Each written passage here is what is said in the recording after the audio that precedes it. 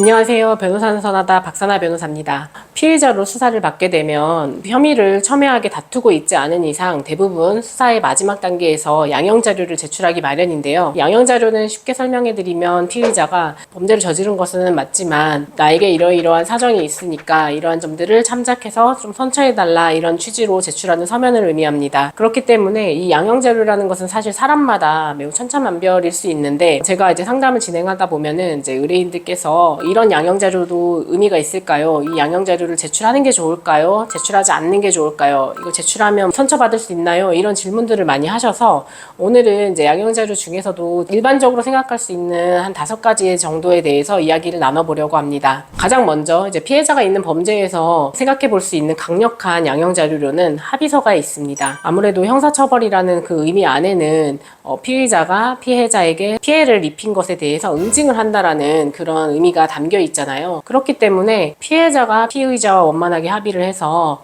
피의자 처벌을 원하지 않습니다라는 의사를 표시하면 수사기관이나 법원에서 피해자를 선처해 줄 수 있는 명분이 생기는 겁니다. 그렇기 때문에 피해자가 있는 범죄에서 이제 합의서는 가장 강력한 양형자료라고 할 수 있습니다. 그 다음으로 생각해 볼 수 있는 양형자료로는 반성문이 있습니다. 모두 다 아시다시피 반성문은 이제 피의자가 자신의 잘못을 뉘우치고 반성하면서 앞으로는 뭐 다시는 이렇게 재범하지 않겠다, 이런 취지의 서면을 의미하잖아요. 그렇기 때문에 뭐 피의자가 너무 억울해서 혐의를 다투지 않는 이상은 증거에 의해서 너무 혐의가 명백함에도 불구하고 잘못을 인정도 하지 않고 반성하지 않는 피의자라고 한다면, 반성하고 있는 피의자와 비교해 봤을 때 상대적으로 선처를 해주기 어려운 부분이 있습니다. 그렇기 때문에 자신이 진심으로 뉘우치고 있다라는 점을 솔직한 심정을 적어서 제출을 하면 선처를 받을 수 있는 가능성이 올라간다는 점을 좀 명심하셨으면 좋겠습니다. 또 다른 양형자료로는 탄원서가 있습니다.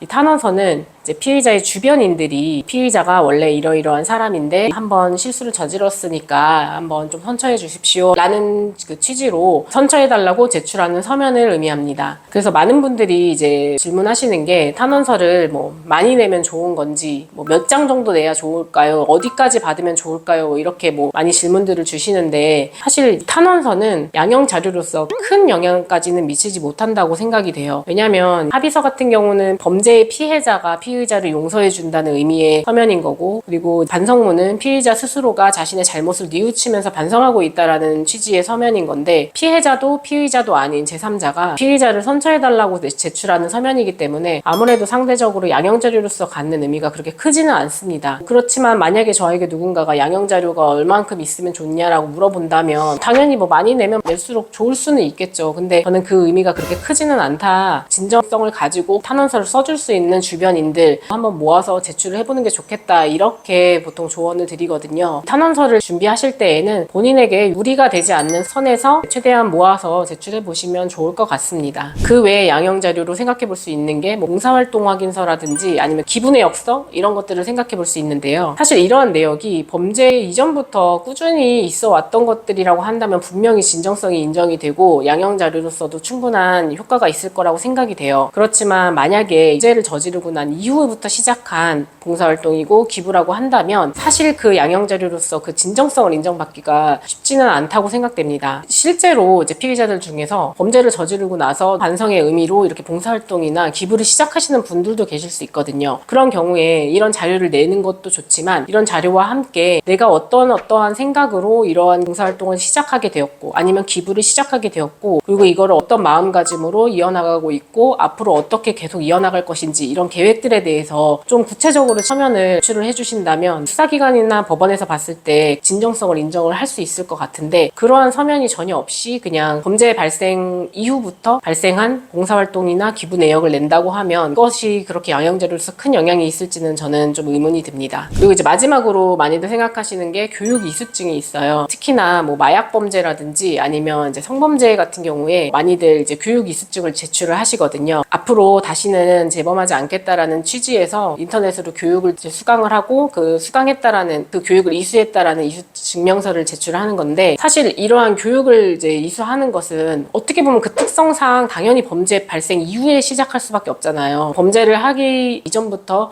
재범하지 않기 위해서 뭐 그런 교육을 듣는다는 거는 좀 생각해보기 어려운 부분이 있기 때문에 당연히 범죄 이후부터 시작하는 건 맞지만 또 한편으로는 그게 단발성 교육이기 때문에 뭐 1회에 그치는 교육들이 많아요. 그래서 한 번 듣고 끝나는 그런 단발성 교육이기 때문에 그 교육 이수증도 인정이 되기는 쉽지 않다고 판단됩니다. 다만 이 역시도 뭐 교육을 정말 받게 된 게 내가 스스로 깨달은 게 많고 다시는 재범하지 않겠다 이런 좋은 취지로 교육을 듣게 됐고 반복해서 듣는다거나 뭐 한다면 진정성을 인정받을 수 있는 부분들도 있으니까 앞서서 설명드린 것과 같이 이런 교육을 듣고 어떤 점을 깨달았고 뭐 어떻게 향후 이제 조심할 것인지 이런 뭐 구체적인 다짐이나 이런 서면들을 함께 제출해 주시면 진정성을 인정받기 조금 더 좋을 것 같습니다. 지금까지 일반적으로 생각해 볼 수 있는 양형자료 5가지에 대해서 한번 알아봤는데요. 이 양형자료라는 것은 정형화된 게 아니기 때문에 사람마다 다 다른 양형자료를 가지고 있을 수밖에 없어요. 그러니까 나에게 유리한 양형자료들이 어떤 것들이 있을지 한번 진지하게 고민을 해보시고 철저하게 준비하셔서 제출해 주시면 좋은 결과를 얻으실 수 있지 않을까 생각됩니다. 오늘의 영상이 도움이 되셨다면 구독과 좋아요 그리고 알림 설정까지 부탁드립니다. 감사합니다.